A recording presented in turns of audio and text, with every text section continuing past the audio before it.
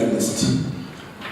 But as we say, all soldiers never die, they just fade away. So over the elections, I was invited by a nation group for whom I had worked for 16 years until I retired 2 years ago. And they called me in to help them run their elections desk. I went there, I think in April, and left at the end of August. We had not anticipated a repeat election or a rerun or a fresh election or whatever it is. We are not too sure. And there's a lot we did well. There's a lot we did badly. So what did you do well, what did you do badly? Throughout that period, I think we opened our space for all the voices that needed to be heard. Our TV stations, our newspapers, we gave voice to the political movements, to individual politicians, and also to academics, to experts, to the business community, to churches, to the ordinary people. All of them wanted to say something in regard to the elections. We had teams all over the country trying to get news from the farthest reaches. We recognized very early on that it was not just about the presidential elections or about NASA and Jubilee, but about real issues affecting people out in the countryside, people running for MCA or for councillor or for member of parliament, national assemblies, senate, with their local issues. And we recognize that each county, each constituency, each ward has its own very unique issues which need to be addressed. And I think we created a lot of pages, a lot of space for that. But Kenya being Kenya, of course, a lot of the focus always falls on the presidential campaign and the presidential candidates. I remember we tried even to give the candidates space themselves, not their minions. Where we talked to Uhuru Kenyatta, we talked to Raila Odinga, we talked to all the other 6 candidates to give them space once a week to articulate their vision and whatever else they want to say. Actually, they did not take up those offers until just a couple of days before the elections, when the 2 main candidates provided some articles. But that's the way it moves. The other thing was now the actual coverage of the election day. I think we did pretty well. But that's the easy bit. We always say elections in Kenya go like clockwork. People come, wake up very early, go and vote, fill in their 6 ballot papers, and go home. And then we say how wonderfully it went. But we all know that that is not where the drama starts. I remember sitting down with the European Union observers the day before the elections, me and 2 other journalists from different media houses. And we told them, we have observed you observing elections since 1992. And it is always the same story. You come, you say everything went smoothly, it was peaceful, people voted without hindrance, so it was a free and fair election. And then you go home. But the reality is that the drama starts afterwards. The counting, the tally, the transmission of votes, and the announcement of votes. That is where the shit happens, as we saw this time again, and we saw in 2013, and we saw in 2007, and all the previous elections. And that is where also we as the media, and not just nation, also then stand accused of not doing a good job. So you've gone into accusations, you've told us what you did well, what didn't you do well? That is where we stand accused of not doing. What were the accusations leveled against the nation again? The accusations, the biggest one, and I think that remains the biggest one, is that all of us, Nation, Standard, Royal Media, said that we had set up mechanisms for doing our own tallying. And yet, when there became a big issue of what happened to your tallying centers, we had nothing to say. And we've not kept our readers and our viewers informed of what happened. And I think that is a question we are facing every day, everywhere. I think I addressed that issue on Press Pass the previous week, not this week, so I might as well repeat it. Yes, at Nation we had set up a talent center. Our aim was to have at least 290 correspondents and agents and reporters, one for each constituency. In addition, we would have another 47 in each county headquarters and others roving around the polling stations. Their job was to gather the results as they are announced by the returning officer at the constituency level.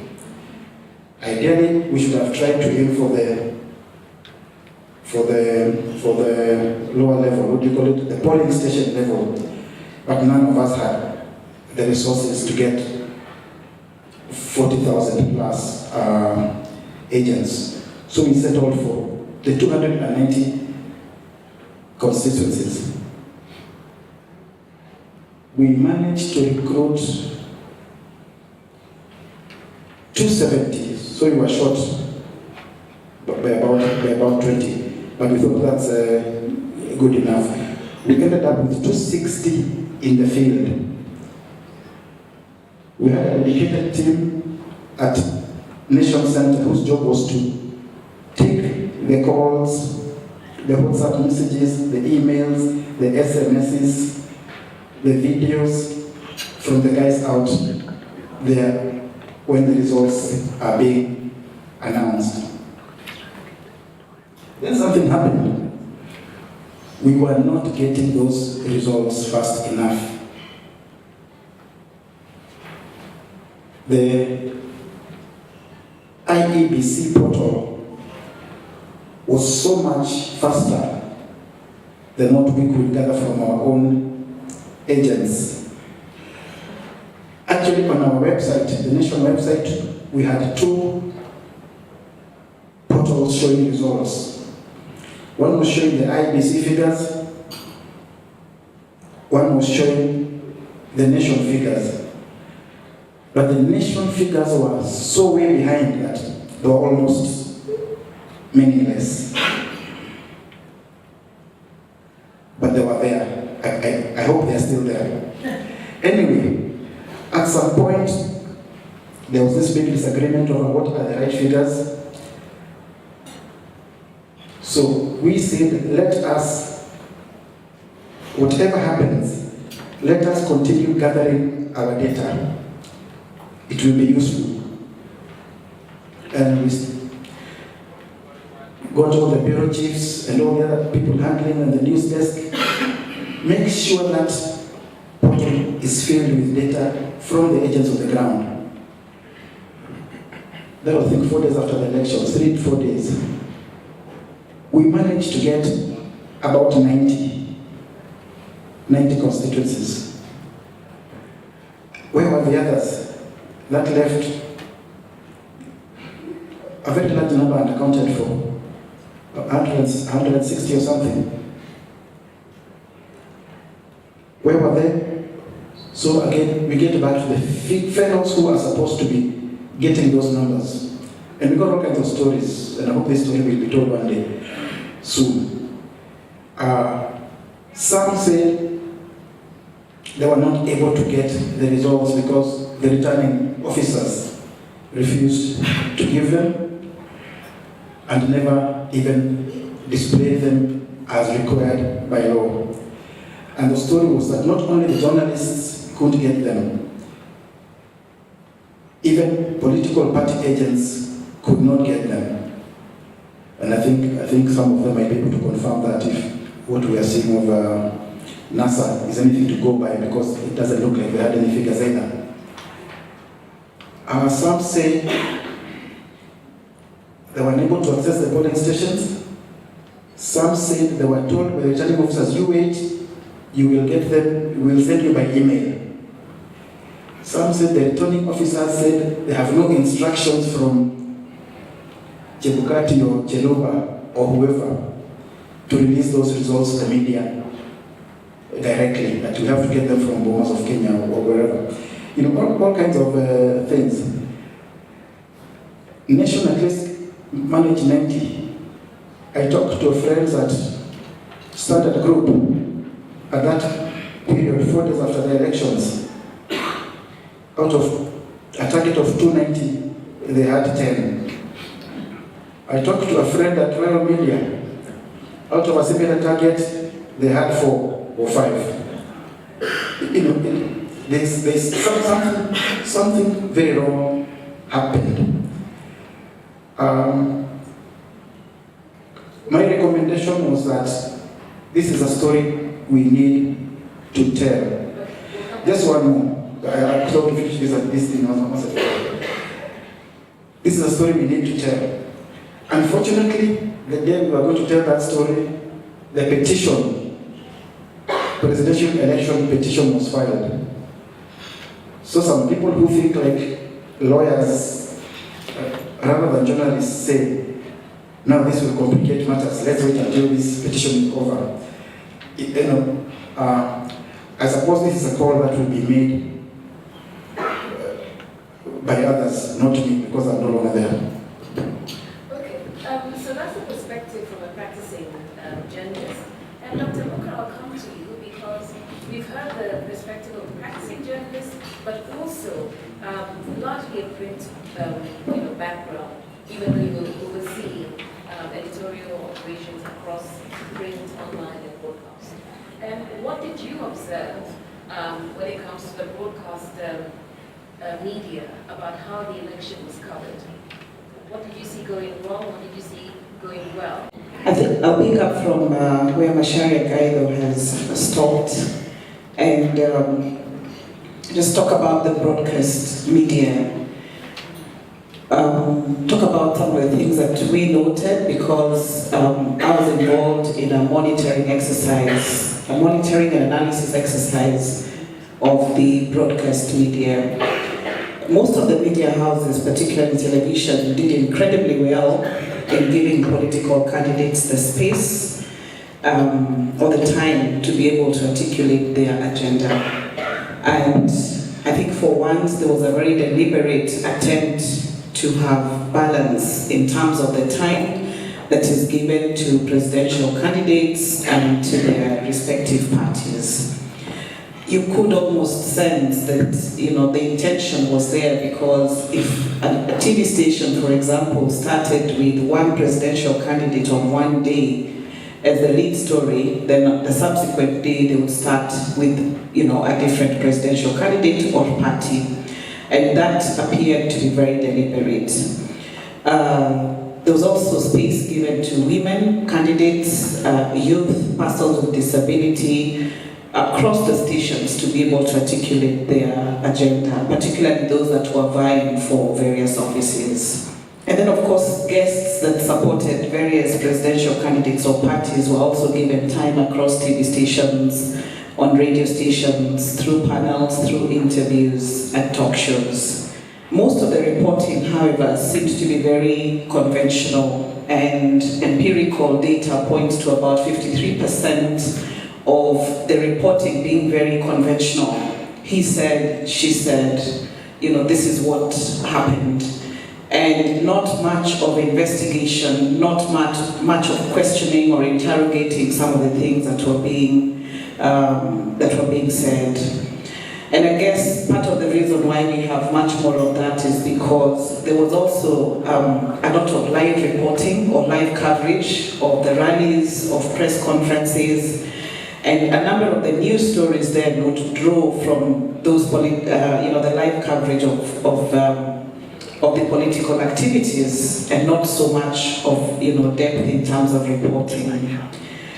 Now, compared to the month of June, because we have data that speaks to the month of June, which was mainly a campaign period, and then looking at July and August as consolidated, there seems to have been a little more interpretive reporting in the month of July and August. Stories of elections were filed by both men and female reporters, and that is something that's commendable. I think I was able to see a huge percentage, not what you would ideally like to see, but at least 32% of the stories were filed by female reporters. And then election and election-related stories were given prominence on TV stations, on radio stations, and they dominated the TV news content, either in terms of panel discussions, live coverage, or the interviews. The downside is that despite the promises of having reporters across the different constituencies, as Macharia Gaido has said, and the promise that media houses would have equipped the agents with technology so that as IEBC is announcing, the returning officers are announcing the results, that they would capture those results and relay them. That did not come to bear.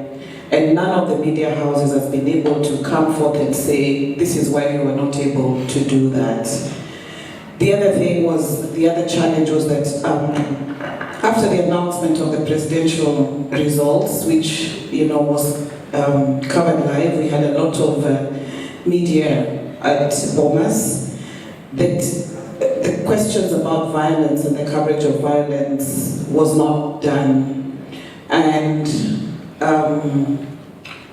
in some cases, in some certain media houses, there were instructions that they shouldn't cover, violence, or they shouldn't report on the violence. And what that does is that it then led to a lot of fake news, a lot of speculation, and propaganda. What you basically call, media selectively omitted certain stories or certain reports that seemed to be unfavorable to the establishment. There was also lack of investigative reporting around elections, and this is particularly important because the reason why we find ourselves where we are as a country right now is that there's a context to this whole discussion, and that context needed to have been built for us. One, in terms of the kind of people that are brought in as panelists who are not just, championing the ideals of their political parties, but paint a picture for the rest of us so that it's not just an affair of the two presidential candidates, but that there's a larger discourse around this that seemed to be lacking. And then, of course, there were cases of opinions being disguised as news. So you have, opinion shapers being brought in as experts within, a TV news broadcast.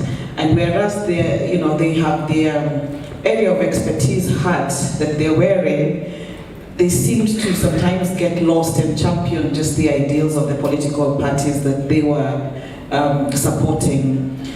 The other challenge is that the moderators of some of those panels then were not able to read in between the lines and bring back the discussion to what was actually supposed to be happening.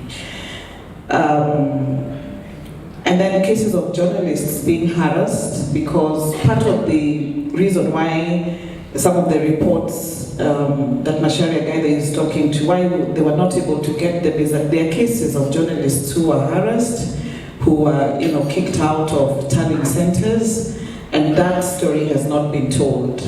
We were able to, I think there was an ATN reporter while covering the violence, the protests in Kibera, who was arrested and taken to Kilimani. That was covered, but that was one isolated case. So there were cases where journalists were harassed or intimidated, and that information did not come to bear.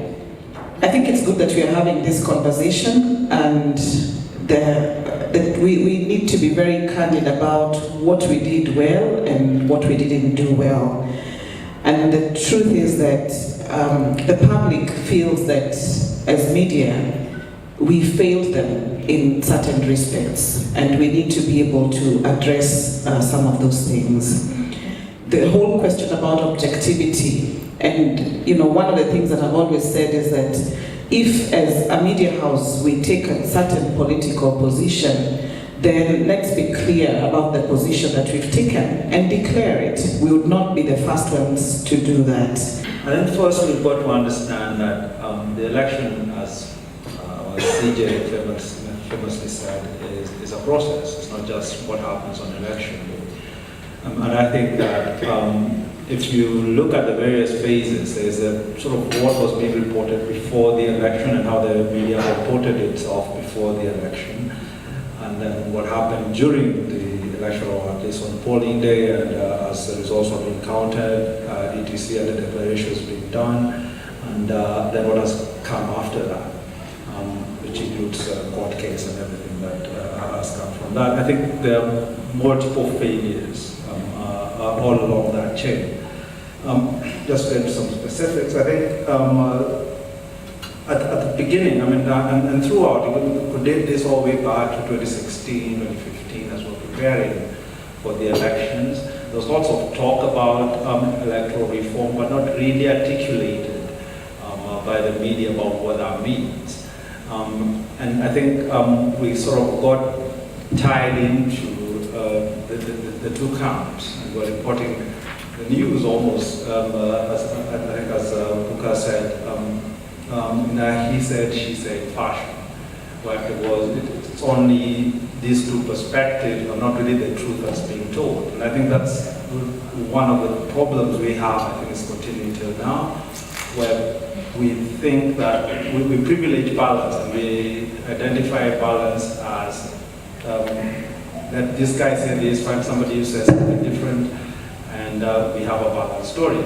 And in that, we actually miss the truth. So I think there wasn't an articulation of what the electoral process was, what the problems were that might turn up. So when we had debates about whether we have a manual system or an electronic system, that was never really articulated. And I think what that meant was when people went to the polls, they weren't really sure what do we expect to happen. I think in the coverage of campaigns, again, the he said, she said thing which dominated that. I remember, I might remind Mashaya of this, that Nation published an agenda for the nation, an agenda for the country. That these are the important things that the country should look at. But that didn't seem to influence their reporting in any way. So they weren't judging what was being told, what was being said at platforms and stuff, against the agenda they had said the country should have. And I think that was quite a big failure. It's not just the nation, the standard is the same. And then my biggest beef is there were these ads that they were running that were completely legal ads. For those who don't live in Kenya, we have a law that essentially says that the government cannot advertise its achievements during the campaigns, during the campaign period. Yet they were running and buying space in our media stations and running these ads that was, essentially just saying what they have achieved. Patrick, do you have the same objection to a lot of the ads you were seeing around peace and preserving the sanctity of Kenya and the beauty of Kenya? I think there weren't that many, to be quite honest. There weren't that many peace ads, at least compared to 2013 when we were flooded with them.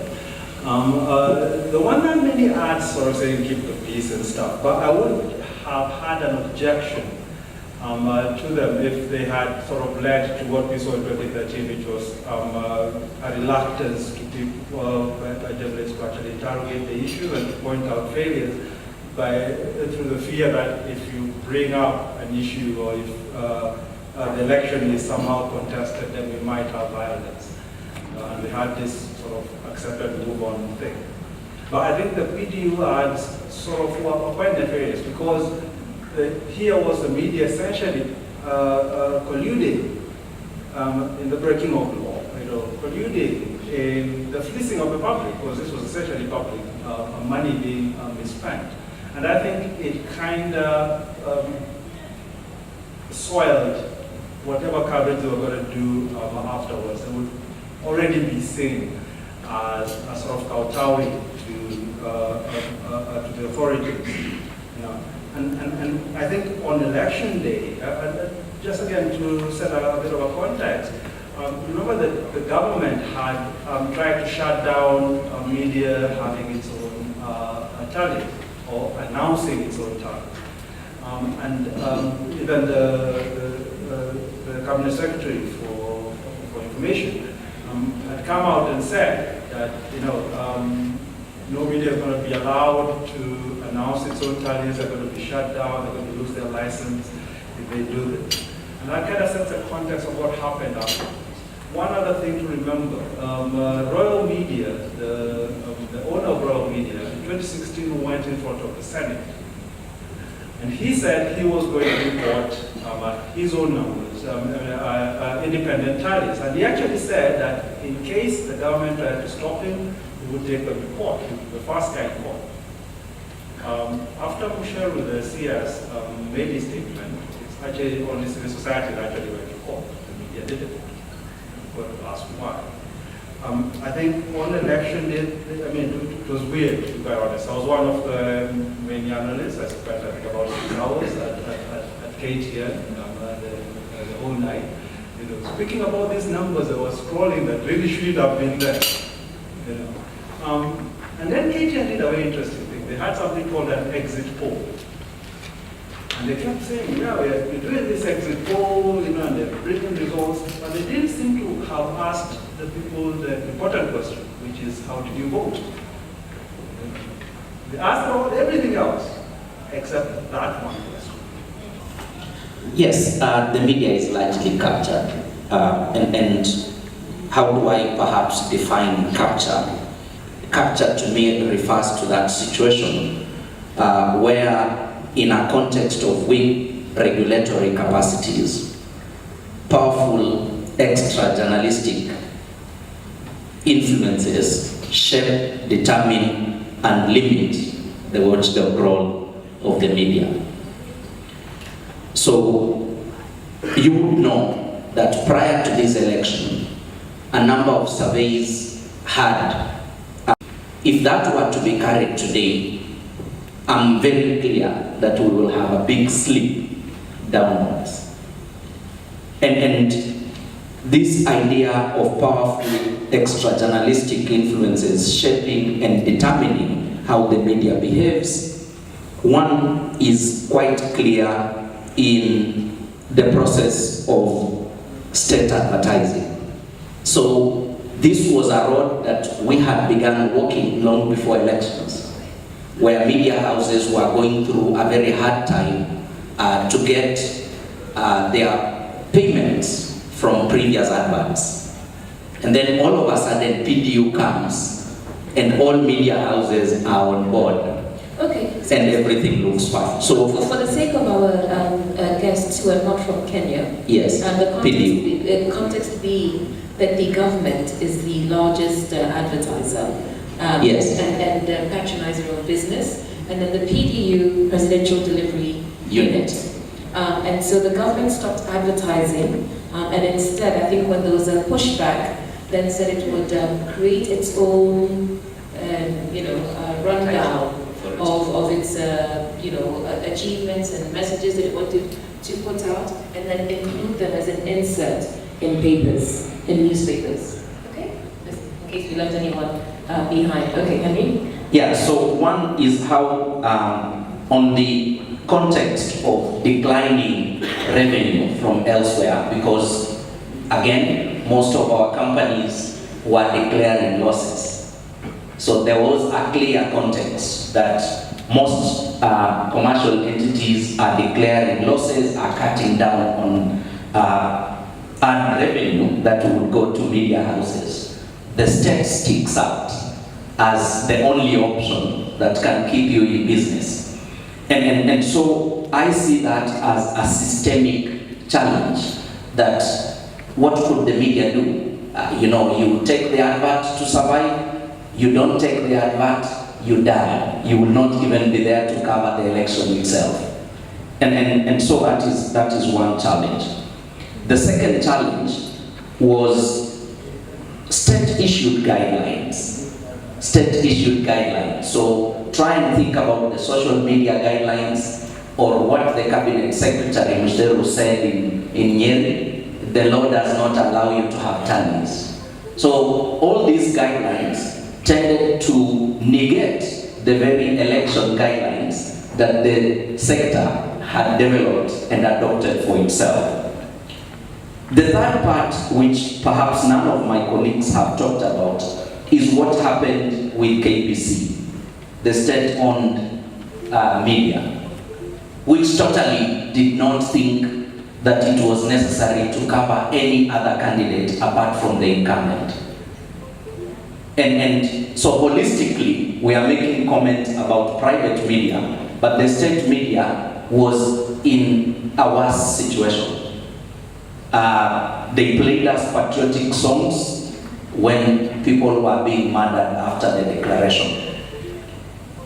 And then there is a big kind of process of coercion, intimidation, and violence against journalists. So this is manifested itself in the private media through selective hiring and firing. So the preparatory process that saw certain editors fired, or we are reorganizing because of revenues and right sizing, but purely as a tactical way of pushing certain editors out and certain reporters out, and then going on to this process of hiring 290 novices who have no journalistic skills, when you've just retrenched experts who have covered many elections. But couldn't you argue though that that had to do with hiring cheap labor? Because experts cost money. Yes, because the question here was hiring cheap labor to do what? Not to do anything. That's when you see the capture lead. So they were not being hired to do anything, but they were being hired to make us believe there is something that will be done, but then they fail. So what do I see as the challenge? Of course, there is deliberate pressure on independent media owners, some of them being threatened continuously that licenses can be revoked. There's been even a support of what are friendly takeovers. So now you will get to know that the MediaMax group owns nearly the same number of radio stations like Royal Media. And some of these takeovers happened 6 months to elections. So that is something that begins to help us think through. And then there is likely something I'm calling elite bargains. And elite bargains are an example of, if you picked one story, I tried to look at Nation, and there was a story about Norman Magaya collapses at Norman Magaya is the CEO, collapses at Bomas. And yes, and you were saying Norman. And if you read the entire story, it quotes President Uhuru's relative, and he talks about as the NASA team struggled munching bread that had been given to them by Maina Wanjiki. So the reality is, when you look at that story, done by John Girashu, a journalist I highly respect, the question is, was Maina dishing out bread in Bomas at that time.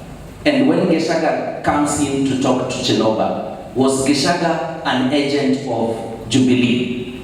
So the story seems to be telling us that NASA had 8 people who Geshaga is complaining about. And was Geshaga himself an agent? And that's a story that made me get worried. And I flipped a day before the determination. Sorry, just again for our guests. Yes. Geshaga being the president's nephew. Yes. And personal assistant. Yes. Jimmy Wanjiri, this Is billionaire a billionaire extraordinaire. Yeah, and Robert Magaya being the CEO of the opposition headquarters. And I think the other thing that story that was interesting about it was that the headline says that Magaya collapses. Yes. And then when you read the story, you hear that it was an altercation with Jomo Geshaga and one of the Jubilee MPs, I think Kimani Ichung'wah. So when you think through that and knowing that I went through Nation Media Group as a young reporter, and even after coming from the university, they took me through a 3 months training because they believed I needed to understand how Nation works. And I asked myself, is this report from Nation? When you think through the Standard, a day before the reasoned judgment came out, they gave us this story, a petition against the Deputy Chief Justice, Philomena Mwilu, and Isaac Lenaola. That report written by Mwaniki Munue is a literal thinking that long before this gentleman called Derek Ngumu of Angaza Empowerment Network filed the petition, Standard had the petition. And Standard literally carried verbatim the petition without questioning any of the claims this guy made, including the fact that he was saying he had call logs for telephone conversations of these 2 judges. An ordinary Kenyan sharing with a media house details of conversations of 2 senior judges in a country, and the newspaper takes that for truth. That tells you that the person determining content is somebody else and not the editors. Perhaps the page may even have been laid out by somebody else outside the editorial. That for me is a true example that there is a problem. And I've talked about bribes and other non-coercive tactics. We saw journalists happily in the helicopters of campaign teams. And they reported what was being said by the political candidates, even where we knew it's factually incorrect. So I end my submission on this in the difference that captured the Nation a day after the determination. Nation Media Group led with a headline, IBC off the hook. Standard told us how IBC failed Kenya. These are the 2 main newspapers interpreting to us the decision of the Supreme Court. I leave it to you to judge if there was any interpretation of the Supreme Court and who might have gotten it right and who didn't and why they totally failed. Thank you. Thank you. Well, I have no doubt that the media is captured, but the best way to understand this is to unpackage who and what we call media.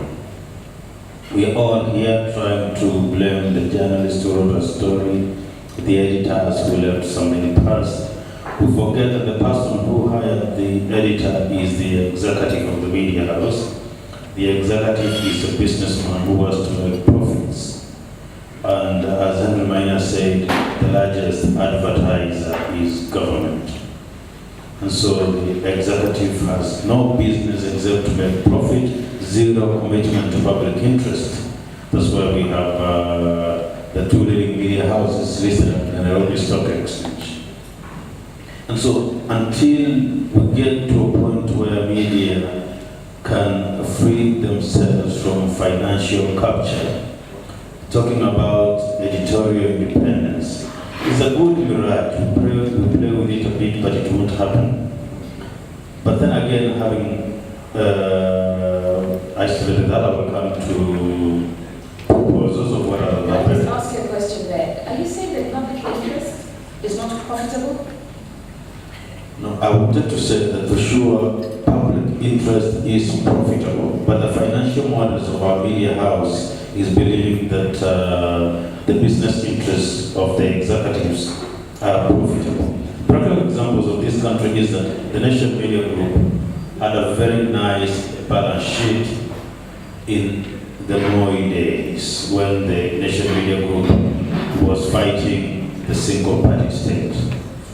The only time the Standard Group overtook the nation in circulation numbers and advertising revenue was during the Atul brothers when they were accused for fighting the NAP government. And that is evidence that when you serve the public, you definitely make more numbers from circulation For the and benefit of our advertising. guests, we are Atul brothers, for the benefit of our guests, the Armenian There's a time when this country, I think in about 10 years ago, we had two Armenian brothers, mercenaries, who were in this country, and nobody still knows what they came for. Some say they were sent to assassinate the then opposition leader, or still opposition leader, Raila Odinga. Some other person says they were business people. But, and as part of their project, they attacked the Standard Group, the second largest media house in this country, and went away with their broadcasting equipment. An entire newspaper print for a day which had a bad headline. They were armed with guns, and some said they had police protection. So around that time, when that specific media house was accused for being against the state and the political establishment, the Standard had the best circulation figures, better than the Nation Media, and they had more income from advertising. And at that time, I think they had even the highest number of journalists. They hired most of the people who later came back. So the point is, public interest has more money than the other commercial interest, but we don't seem to have realized that. The gentleman, the chair of Article 19, told us that the New York Times, after being attacked by Donald Trump, they have had more subscriptions. So automatically the consumers will support the media, which when they believe that it's working for them. It's just a model that we don't seem to have accepted. I mentioned before that I had another chat with Charles Onyango Obo when he was telling about the case of Uganda. I always confuse the New Vision and the Monitor. I don't know which one is private. Is it the New Vision or the Monitor? Yeah, about a few years ago when the government demanded that the Monitor stop covering negatively or they would stop advertising. And the Monitor refused, they continued with their editorial independence. Government withdrew their advertising. After a short while, government came back. They demanded an apology, the Monitor did not apologize, and government came back. And if you look at it retrospectively, in this country, when government was setting up their publication, MyGov, ideally to take away advertisement from the mainstream newspapers. After a while, government realized that the mainstream newspapers had more circulation and numbers, and now government prints their paper, but they pay the mainstream newspapers to carry that government publication.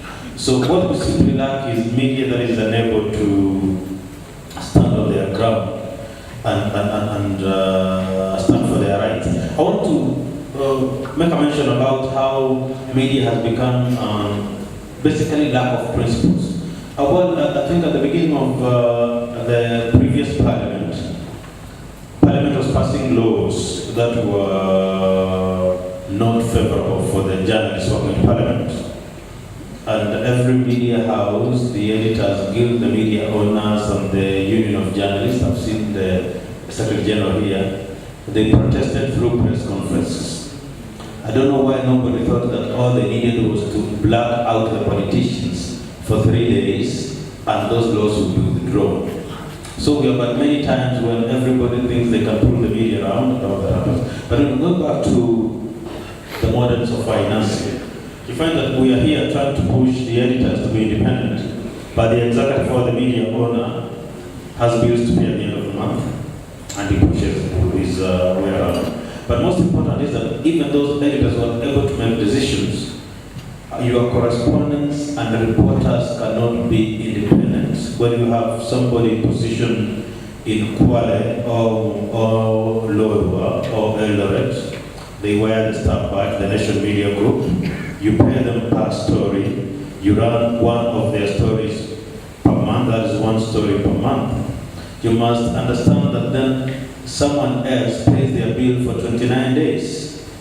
And if that person is in the news for the wrong reason, asking that reporter to be independent and professional is a lie. So really it's a complex web, and we need to look deeply at how the media operates other than lie to us about cosmetic independence, because I believe there is no genuine independence and professionalism. It's really, let's say, for the cameras. Yes. Around the time of the election, and Dr. Booker has talked about it, and he has talked about it, when violence was happening, and this is not covered. And you heard Kenyans expressing their frustration about not being kept abreast of events in Kenya, having to go back to the international media. And I say going back because you recall that after the 90s, after the Moi years, our airways were liberalized, and so the dependence on international media, which is the bulk of my background, waned.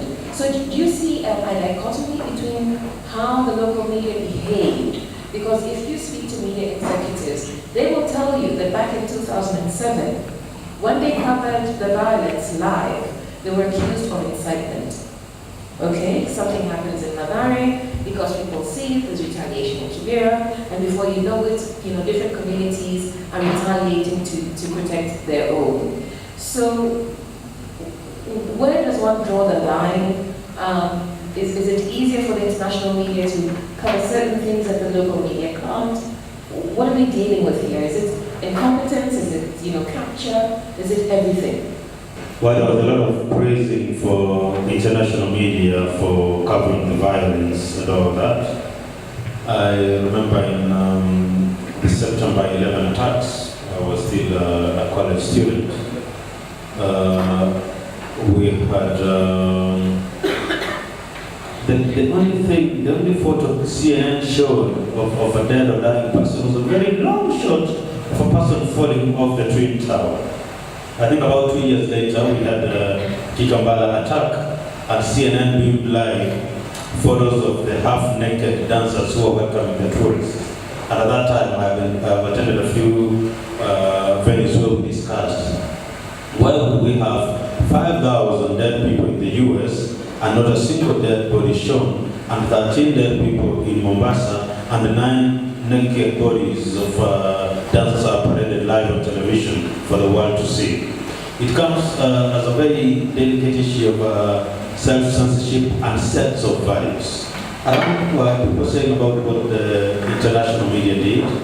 I know government perception is that we need to have our values and be patriotic and all that. But I think we saw an extreme sense of self-censorship because the public right to information, of course, versus the other implications, must always supersede that. Nevertheless, I think in the Code of Conduct for Journalists that the Media Council publishes, we ask journalists to independently verify and think whether the public interest supersedes the violent scenes or the, call it, I don't want to throw stones.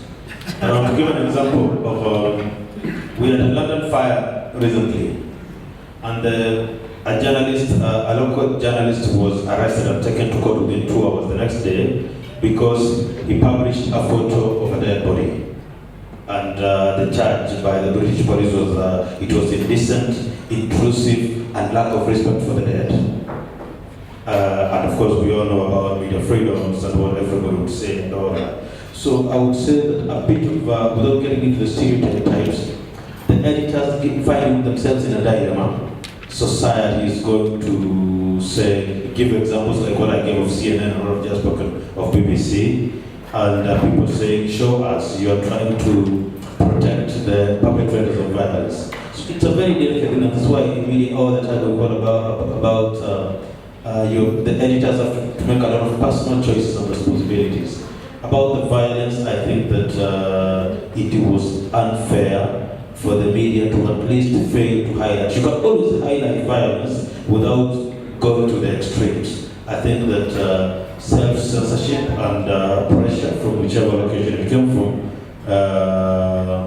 weighed in, and the media, I think, were able to respond. I have to note, number one, that sometimes the editorial decisions are actually economic decisions. So the government will call the executive, the chairman of the leading media house, and not the editor, about what cannot be run, and remind them about the invoice, the unpaid invoice of about 100 million, and that will can delay for further years. So a few times, economic decisions really overweigh the editorial. Bashari, you want to respond? Yes. On the issue of CNN and the 9/11 attacks, I think I have to correct David there. I was at home that day watching live on CNN, and I saw bodies falling from those skyscrapers. But they were not shot. No, they were not. And I saw close-ups of bloodied people running away, and I can see Andrew Franklin nodding. He was there probably. Photos of pictures, videos of bloodied people running away from the place. 2 days later, Time and Newsweek magazine had the most graphic images you could think of. So did the New York Times, the Washington Post, and every other American newspaper. Maybe it was only after that CNN and all the rest sat back and thought, should we be showing those images? So it is not true that they were not shown. They were shown, we saw them, and they are on record in any library today. There's an issue of how we approach our own violence. I don't think we go out of our way to glorify violence. But I think we operate, first of all, within a certain code, within a certain society, and within certain guidelines. And there comes a time, ordinarily, by our own editorial guidelines, the media council guidelines, the guidelines within the individual media houses, about showing dead people and bloody scenes. Okay, but the specific question was sharing about, yeah. But look at what happened when we had a succession of terrorist attacks in Lamu, Tana River, Mandela, Garissa. We sit down in the newsroom and we're not seeing action. And we decide as an editorial committee, this we must show, because we want to bring the Kenyans and to the government the full horror of what is taking place, so that we don't bury our heads in the sand. Then there was the violence after the results announcements the other day here. I remember there was some violence in Kisumu, Kibera, and parts of Nairobi, and it was not being shown on TV. And I tweeted, I was at home, and I tweeted, why is I think I even referred to NTV. Why is NTV showing cartoons? And there is violence in Kisumu, and the country is burning.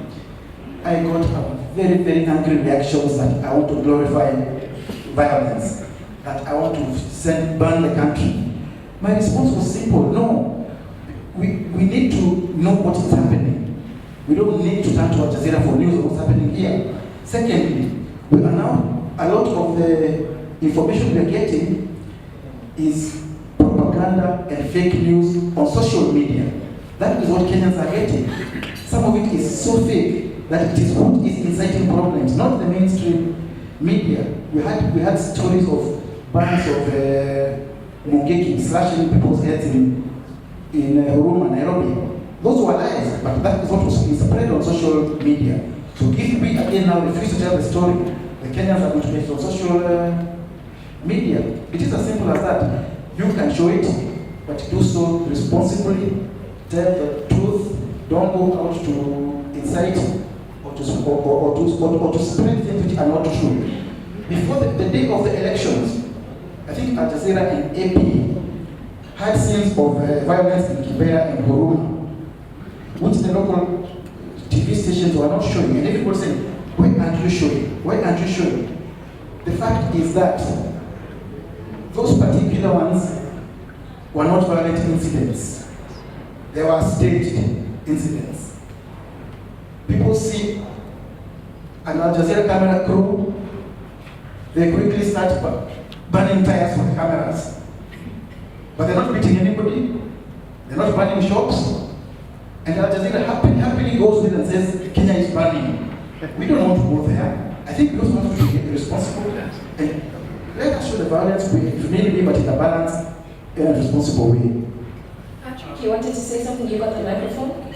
Sorry, I don't understand where the discussion of bodies comes from, because reporting protests or even reporting violence is not necessarily showing bodies. I think that there is a sense in which we are using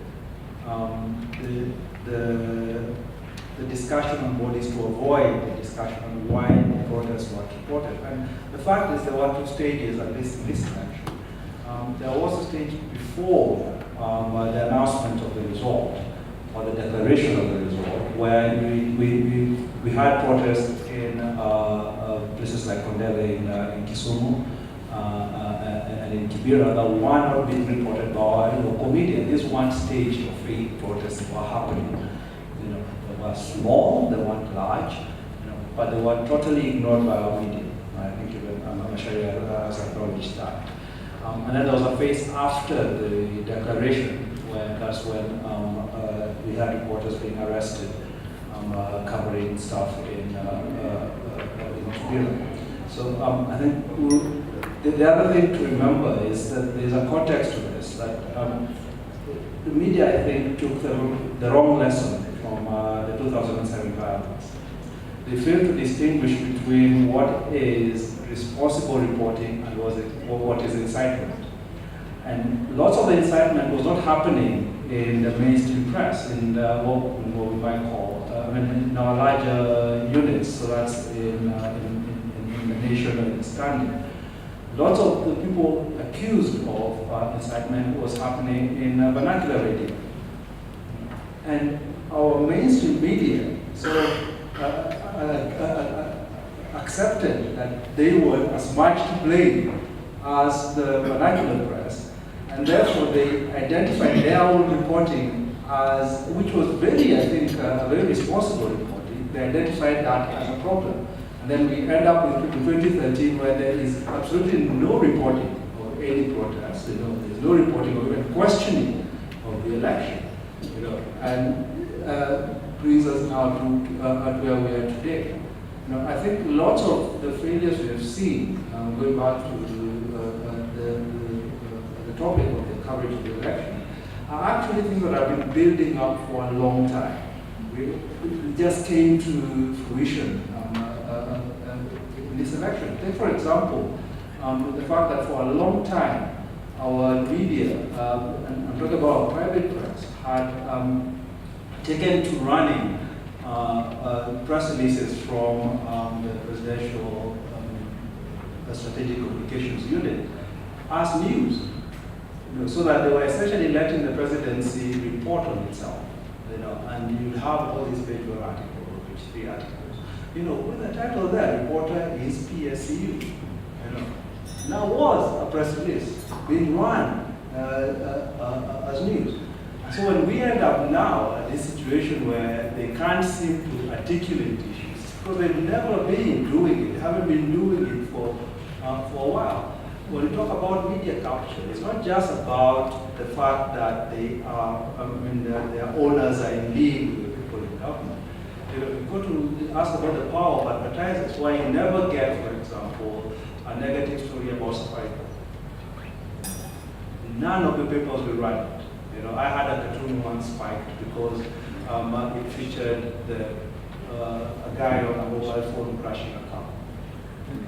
It had nothing to do with the mobile phones per se, as know what the cartoon was about.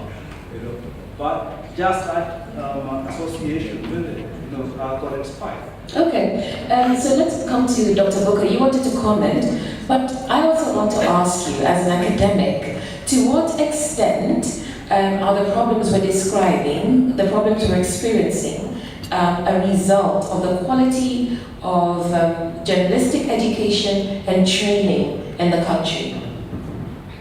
Thank you. I think first let me make my comments regarding some of the things that have been said. And the whole question of violence or protests doesn't have to be covered live.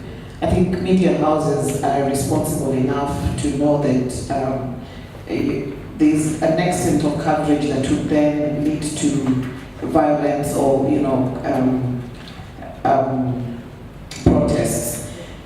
I think what's contested and where the public feels that we didn't do a good job as media is that we totally blacked out the protests and some of the police brutality that came with that again did also not get the attention that it deserves.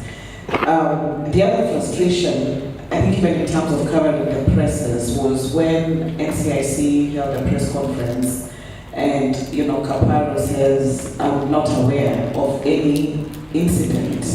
The whole question of interrogating, because media houses were on the ground, they saw what was happening, and being able to point to specific cases, for example, of the 10-year-old girl in Mathare, so that then you're able to...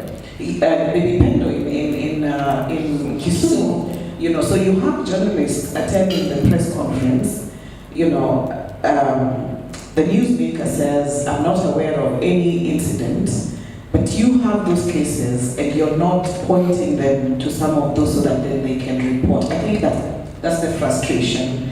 I think the Monday after the presidential results... So look, let me interrupt you, because we've made the points and we're really amplifying points that others have made. And so the question is, and I think Henry pointed out, that the experts have been fired, novices have been brought in, which presumably are the ones being sent to Kaparo, and hence unable to challenge him. But where does journalistic education and training come in when we describe these egregious examples of how the media has failed the Kenyan public, or how the Kenyan public is frustrated with the Kenyan media? I think when you talk about training and education, when we look at it and just situated in institutions of higher learning, then there's a problem there. Because there's just so much that you can be able to do within such a setup. A lot of that learning takes place on the job. And the 290 that Henry alluded to earlier, a number of those were picked from universities that teach journalism. Most of them were fourth-year students, if I remember correctly, and they were trained. At least the skills that would allow them to be able to tell what is happening on the ground.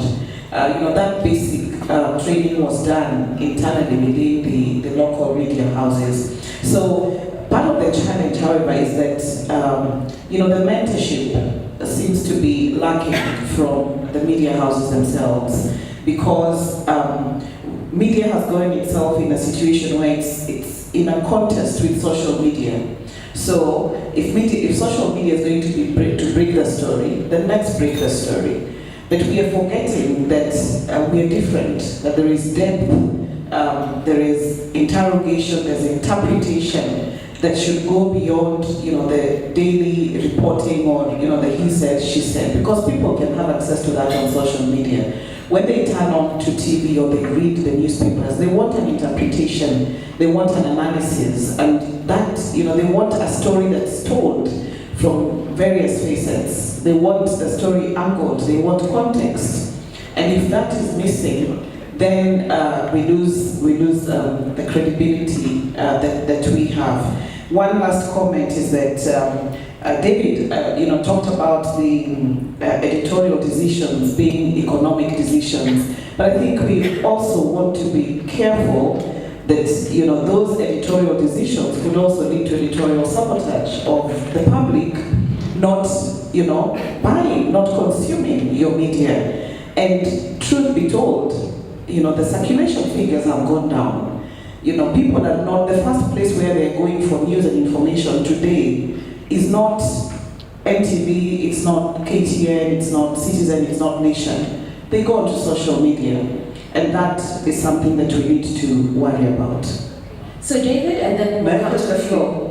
Sorry, no. David, and then what do you want to say? Just one thing, because one thing we forget, I think Mashari should speak to this, is that lots of what's happened in our newsrooms, most of our veteran journalists are constantly being taken out of newsrooms and being put in boardrooms, so that they're running newspapers and not mentoring journalists. Okay. Bringing up this. Thank you. David, and then we'll come to the floor. I think one critical point that the media is pushing across rather in a veiled way is that there is government threat and government censorship and all that. I think any journalist or editor worth his salt should know that governments everywhere will try to control media. Every government wants good coverage, and no government wants bad news about their country to go out. It's the duty of the media house to put in place mechanisms of how to respond or caution yourselves from such media pressure, from such government pressure. And I think that lack of preparation is what we saw. The CS have threatened journalists so they will not run parliamentary, they will have no reporters. That means that the journalists, the media houses did not anticipate being denied access to the constituency returning centers and all that. It all comes back to how prepared were the media to do that. I think we assume that you will get into the field and the journalists will be given a right of way and a salute and all that. It is the duty to prepare yourselves, not go around crying and all that. It's government, after licensing you to operate, they have done their part. It's your work to make sure that you protect yourself. At least fight a bit for yourself. We haven't seen the media trying to fight for themselves. It's just coming to cry around and say, oh, we're not allowed. Democracies have what is acceptable in restricting media freedom. Any action that is not provided for in law, that is disproportionate, that does not serve a legitimate aim, cannot be condoned in a democracy. Kenya claims to be one of those countries that are democracy. So I think we need to also clearly point out that even though the media must and should prepare itself by having self-protection assessments of the risks that are there, it's not their duty to accept to be beaten and to be trampled upon outside the law. So I think we must be able, and I think this from you as a regulator must come out forcefully. I didn't understand that from what David said. I think what David said was you must anticipate that governments, if you are doing your job well, will not be happy with you. Yes, that if you are given accreditation, Udwak, to access polling stations, you don't expect anybody to salute you, but you expect that at the minimum you will access the station. But if we see the sort of problems that anybody who bars you from accessing the station has committed a crime and ought to be seen as such. Anytime we begin legitimating that by them denying you access to a station is unexpected professional hazard, we are wrong. That's all I'm pointing at, that we need to be able to call that crime for what it is, that those election officials that bar duly accredited journalists from accessing stations committed election offenses, and therefore they ought to be held accountable for those offenses.